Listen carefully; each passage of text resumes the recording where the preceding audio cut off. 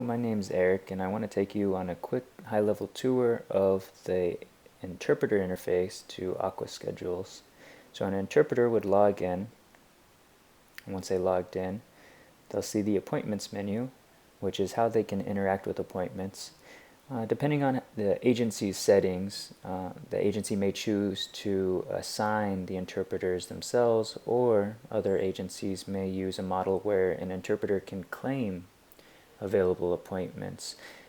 If the agency chooses to let them claim, you'll see this available area here.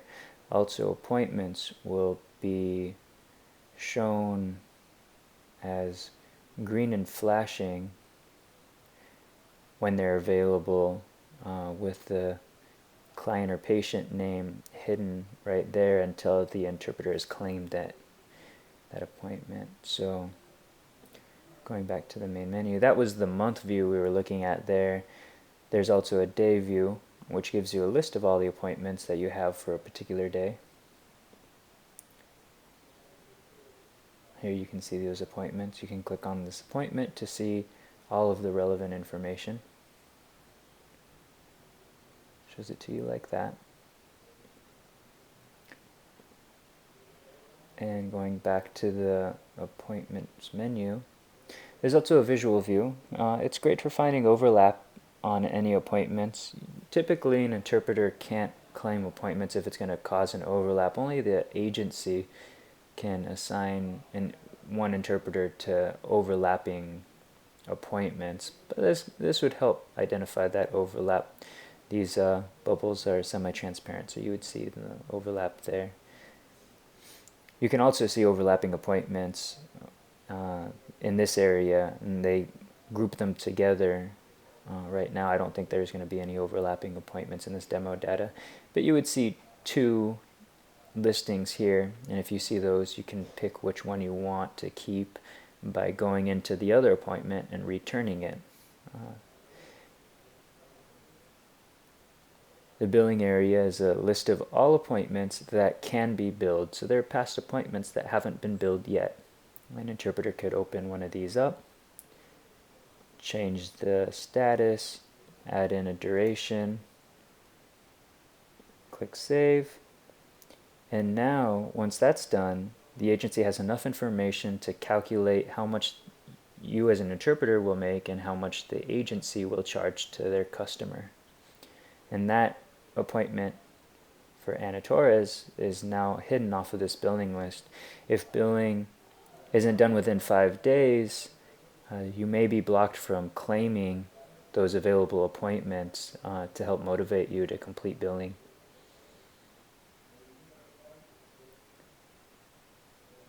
The search area allows you to quickly look up an appointment.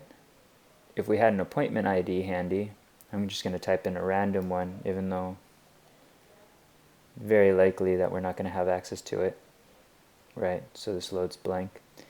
So if we looked at an appointment that this interpreter had, oops, completely logged me out, then it would show right there. So you can use that appointment ID to quickly share or look at information. You can do also a date range where we could look at everything for the previous month by going to April 1st. Oops, actually, no, scratch that. March 1st. Doing a search. Now this will list all of those appointments that were done in March. You can look at those appointments by clicking the view area here. You can see the earnings on it. These appointments here just weren't completed as far as billing, so if I wanted to complete billing on it really quickly, could go ahead and fill this out. Say this is a 2-hour appointment. Hit save. Refreshing this page by clicking out of the appointment box will now show a 0 here, so clearly something was missing on this appointment, probably one of the billing bundles, but we won't go into that. That's just something that the agency has access to. So anyways, search area is great for looking back to try to find exactly when you did an appointment with someone, or looking for a particular client name or something like that.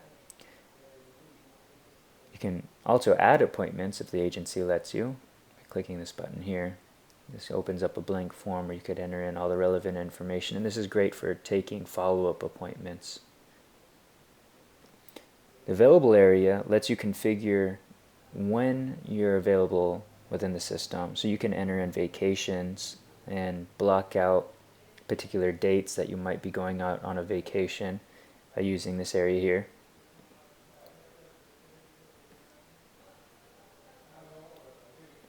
And now this doesn't necessarily stop the agency from assigning appointments to you. Say you enter in a vacation, you don't actually go on it, but it's still within the system. What this will do is it'll tell the agency that you're on vacation by giving them a -V when they're looking at an appointment. So it provides information to them, and it can be overwritten, but that shouldn't happen very often. Also, your current availability lets you mark yourself as free until a certain time today. And if you do this, then you'll help the agency know that you could be available for a last-minute job. So we could say that we're going to be available until 7 p.m. and click that button there. And now the agency has an area where your name's going to be listed as an interpreter who's immediately available for a job, so they could call you right away to get you more work. You also have a weekly availability. Right now, this interpreter is taking Sundays off, but you can set the time period for which you're available. Say you're available from 8 a.m. to 8 p.m. Or if you have kids, you might only be available until 2 p.m. if the kids are off school at around 2 to 3. So you can use this to set that availability. And just like the vacations, it helps the agency know when you could potentially go to an appointment, helping them assign appointments to you. There's a resources area where the agency can share documents and also links. Right here, this area would be shared with all of the different interpreters, so it's a perfect method for the agency to share, say, appointment vouchers or other critical documents that you'd have to fill out.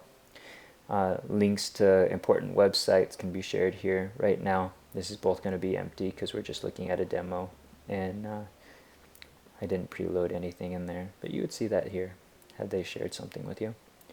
Here in the reporting area, you'll see an overview of the work that you've done, a total list of all the appointments you've gone to, the duration of those appointments, the total income that you've made from those appointments, how many hours you've spent interpreting, a weekly pie chart of how busy you are for a particular weekday, a listing of all of your earnings by month, and the total quantity of appointments as the blue line.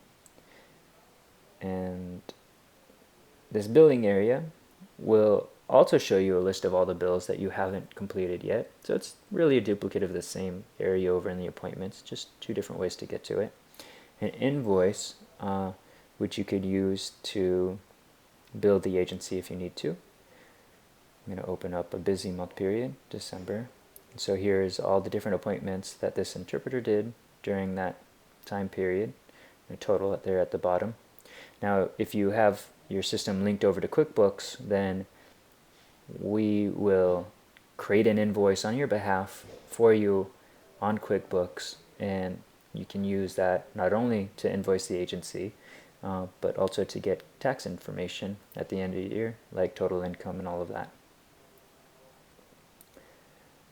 Finally, in billing, there's also a review area where you can see a month period. We'll go back to that last month.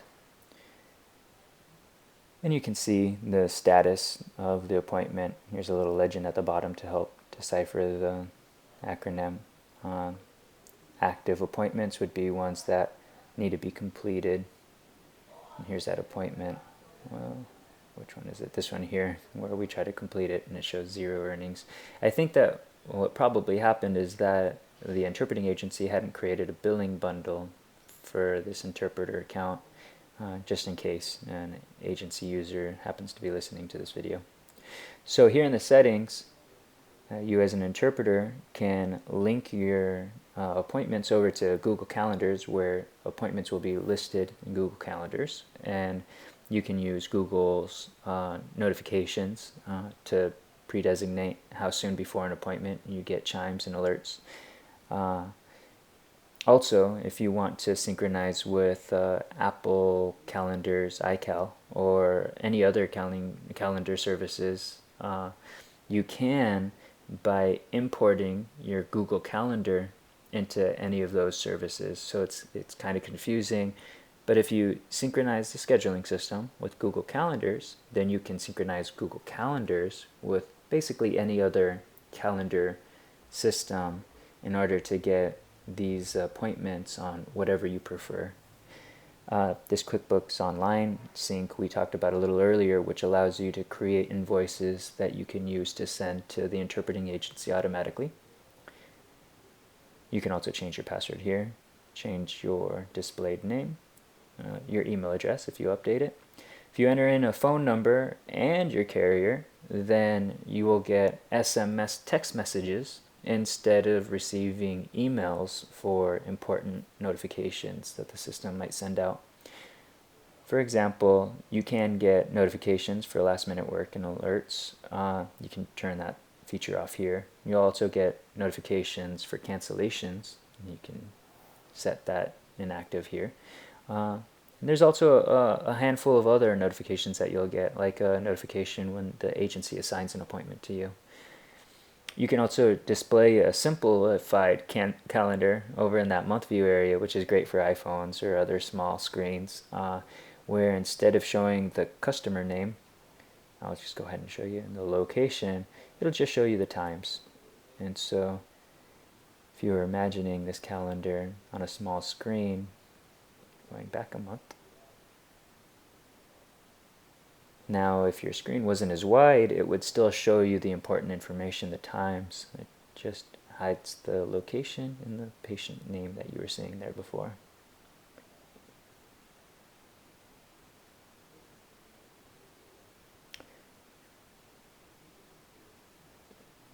If you want, you can hide these small icon images like these symbols and also these symbols.